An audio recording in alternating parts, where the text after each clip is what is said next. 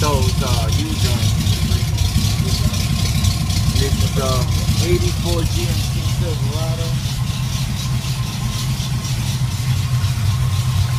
Had the diesel engine, but it kept us fucking up. So they ended up going with a small block. Alright. Brake line. You ever check those brake lines? Yeah. There was no leak. Nah.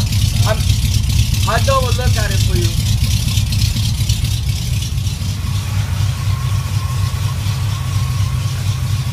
'84 GMC Silverado, all done up.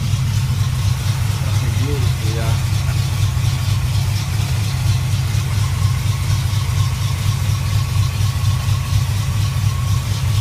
And I did the other fucking side too.